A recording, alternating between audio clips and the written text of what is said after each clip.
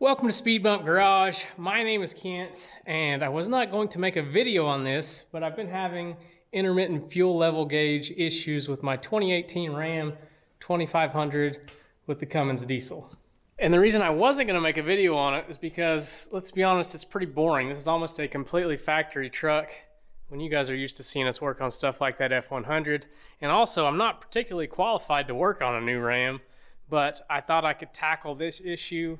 Talking to the dealer and everybody thought the issue was going to be this float, and the only way to replace that little cinder there is to get the whole unit, and that's the new unit right there. Now I dropped the tank, got it out from under the truck, pulled the old unit out, and let me show you what it looked like. There's just the tank. It was pretty easy to get out. The lift was a big help. A guy could do it with a couple floor jacks on the ground if he needed to. But here's how it came out. The whole unit had come apart, and all the struts and everything that hold it together were floating around in the bottom of the tank. So the bottom portion that has the float on it was kind of just bouncing around in the tank. See the difference between the two, which is extremely frustrating. Guys, this truck has 39,000 miles on it. It's barely ever seen a dirt road. It has been taken care of so well. This is the first and only new vehicle I've ever purchased. You can see just underneath of it, no mud, no nothing. You can see there's no mud on the top of the tank. This is a clean 2018, newest vehicle I've ever owned, and something like that happens. It's extremely frustrating, and I wanted to hop on here because that issue was on nobody's radar. I talked to the dealership, I've Googled it. Nobody had mentioned, hey, maybe the whole assembly fell apart, which makes total sense because it was working part of the time, and other times you'd fill it up, it'd usually show full, and then a quarter tank down, it'd just start reading like crazy.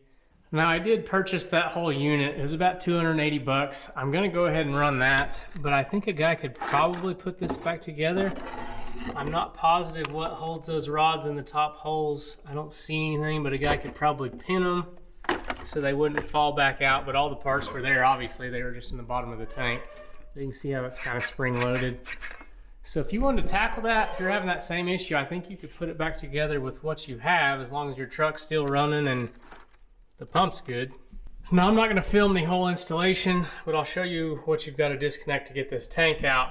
Now, this tank's sitting backwards. This actually goes towards the rear of the truck, but you've got your fill hose here, some type of little vent here, another little vent here, and then there's two lines going into this fuel cinder, and then your pigtail for power and your fuel level gauge.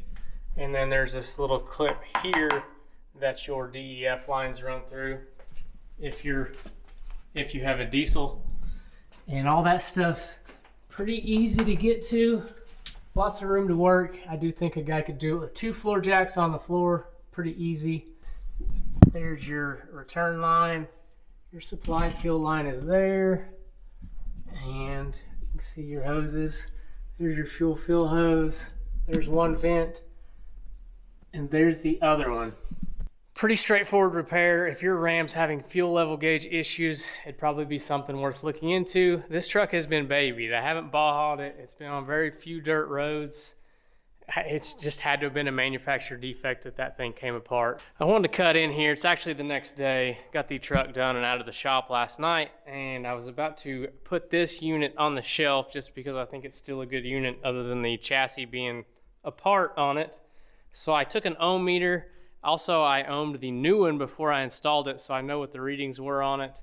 And sure enough, our level gauge is still good in this unit.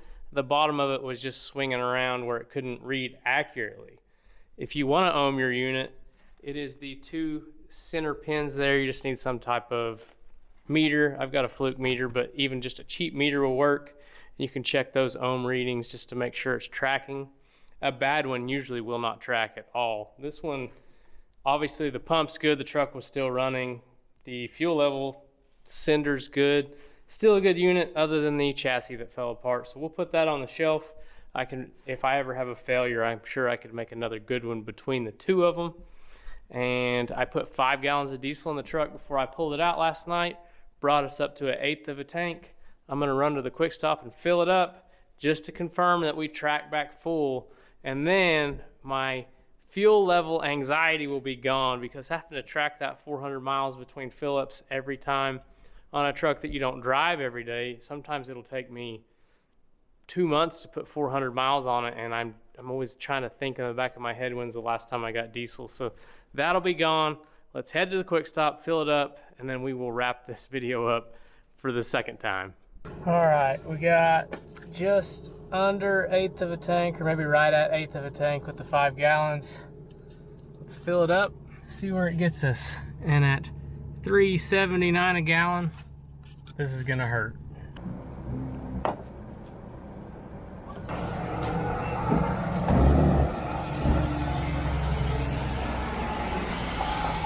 I don't know if it'll let us fill all the way up. It's gonna be pretty expensive.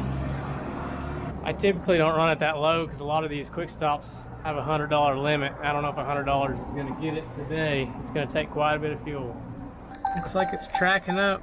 Got just under half a tank, 9.5 gallons. I think we fixed it.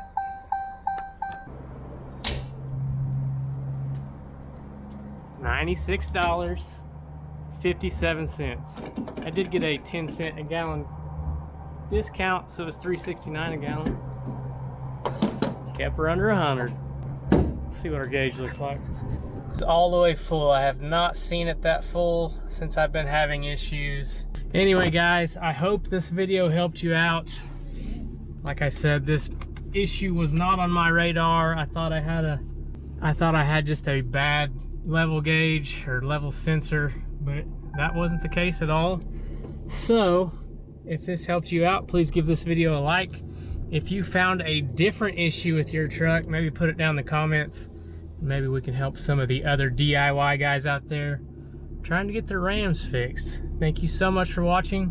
We will see you on the next one.